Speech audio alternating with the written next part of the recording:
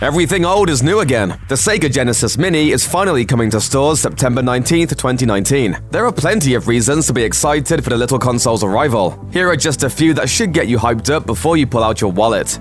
Say it. Say it. Sega! The Sega Genesis Mini is far from the first high-profile classic console. Nintendo put out their NES Classic Edition during the holiday season of 2016, and it was the item to get, selling more than 1.5 million units within the first few months. Stores could barely keep it on the shelves. Nintendo followed that success with the Super NES Classic Edition, which likewise was a massive success, selling more than 5 million units in the first 6 months. While these sales figures would seem to prove that there's a hungry market for this kind of retro gaming, Sony's release of the PlayStation Classic was a pretty big flop. In stark contrast to Nintendo's heavy hitters like The Legend of Zelda, Star Fox, and Metroid, which were present and accounted for in their collections, many of PlayStation's big mascot characters like Crash Bandicoot or Spyro the Dragon were nowhere to be seen. The M rating given to the PlayStation Classic also likely dissuaded many potential buyers, who may not have considered it to be family-friendly enough. With this in mind, it may be the lineup of games that decides whether or not the Sega Genesis Mini succeeds.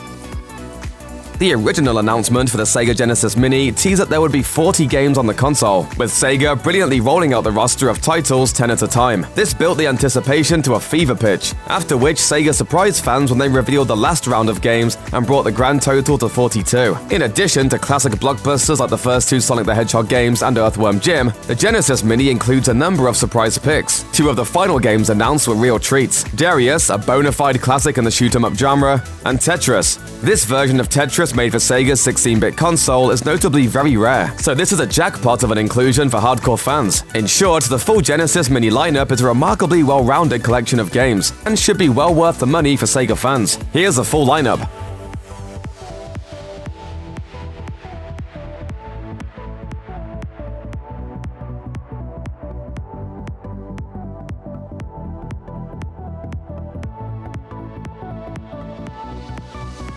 When the Sega Genesis Mini was first announced, it was met with a little bit of apprehension. This wasn't necessarily due to the very concept of the console. Much of the concern stemmed from ACT Games, the original company tasked with developing the Mini's emulation system, the software that allows the classic games to be played on another piece of hardware. For those unfamiliar with ACT Games, that's the company responsible for making the Sega Genesis Flashback HD console. That plug-and-play system, while featuring many of the games that will be included in the Sega Genesis Mini, was largely seen as a disappointment, with GameSpot going so far as to tell their readers not to even buy it. It may be a blessing that Sega opted to end their partnership with ACT Games. Instead, Sega passed the job of emulating their classics over to M2, the company that previously released some impressive ports for the Sega 3D Classics collection and the Nintendo Switch's Sega Aegis series. For fans of the Genesis who are looking for a faithful and intuitive emulation experience, you may be in luck.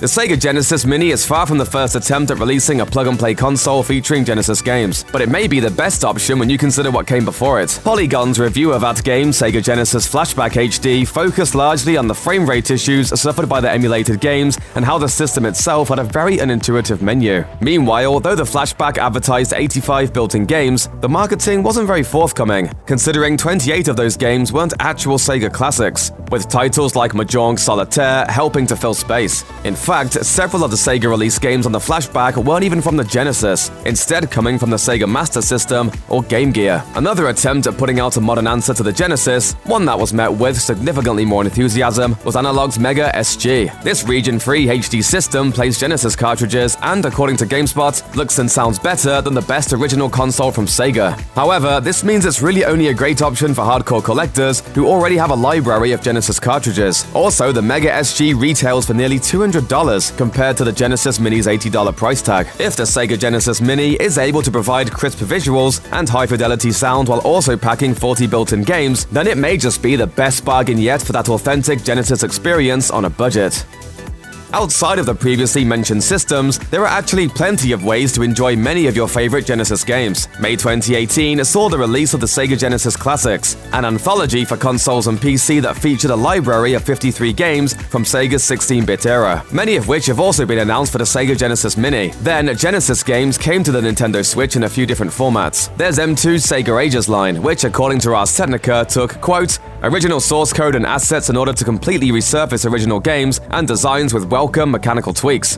One such tweak includes the ability to spin dash in the original Sonic the Hedgehog, a move that wasn't added to the series until the sequel. In addition to the well-regarded Sega Ages, the Sega Genesis Classics Collection also made its way to the Nintendo Switch, giving gamers on the go even more options for classic 16-bit gaming. Sega Genesis Classics also featured fun options, like the ability to toggle scan lines on and off the screen, making for an even more old-school feel. So there are some pretty impressive options out there, even if you don't plunk down the change for a Sega Genesis Mini. Naturally, for a system as big as the Genesis, there were plenty of games made for it that didn't make it to every market in the world. This tradition will continue with the release of the Sega Genesis Mini, as the system will differ in several ways in different regions. For one, the system will be released outside of North America as a Mega Drive Mini. The controllers that come with the Japanese version will have 6 buttons, with an option to buy a bundle containing either 2 controllers or, for a reduced price, just 1. The full list of games for the Mega Drive Mini has been released, and there are a number of titles that are unique to the international versions of the console. While it's understandable that some of these games are probably bigger draws in other parts of the world, it would have been cool to see a few of those titles included in the North American release. Still, it's hard to complain when you see the diverse lineup the states will be receiving. The full lineup for the Mega Drive Mini is